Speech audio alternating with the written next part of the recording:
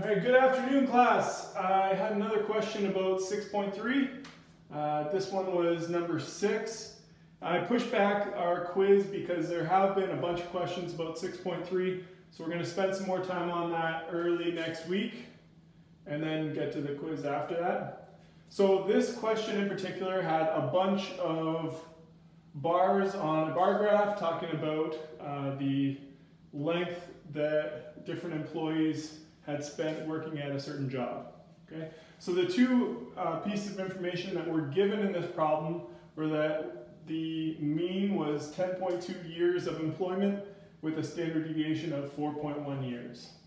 So in A, they're asking what is one standard deviation away from our mean. So we're going to look at one standard deviation in the positive direction, one standard deviation in the negative direction, and then that will give us a range of values that is one standard deviation away from the mean. So anything within this range here, so with the standard deviation added or subtracted, is within one standard deviation of our mean of 10.2 years. In B, they're asking about two standard deviations. So two standard deviations, we're going to double our value here that we're adding and subtracting from the mean. So anything between 2 and 18.4 years would be two standard deviations away from our mean, so within that range of values. So it was also asking in B about what percent of employees fall into two standard deviations of the mean. So that's where kind of our graph's going to come into play here. So if you add up all the bars, pretty tedious, but it shows that there's 1,826 total employees, so that's from adding each bar up. There's only 3 bars that don't fit into 2 standard deviations. Okay, so anything less than 2, so that's just our first bar, or anything above, I guess, above 19. So we're going to include that 18 bar, and we're not going to include 19 or 20. So if we want to know the percent, if we add these 3 up, I forget the actual number here. So if you take these 3, subtract it from here, it works out to about 97% are between this value and this value, which are 2 standard deviations away from the mean.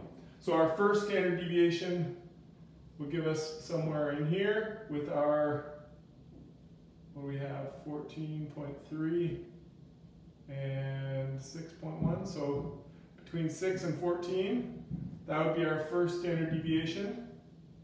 But then if we're including 2 standard deviations, we're going to go another one out. So this very ugly scribbled in section of our graph, that's going to be roughly 97% of the graph is within 2 standard deviations of our mean. Okay, C, it was asking about z-score, so I wanted to discuss this here. A z-score is a measure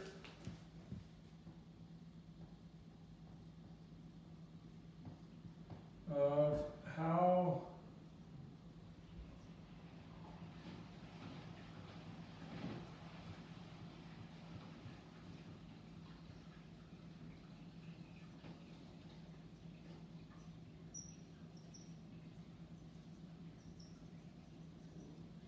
So a z-score is a measure of how many standard deviations we are from the mean.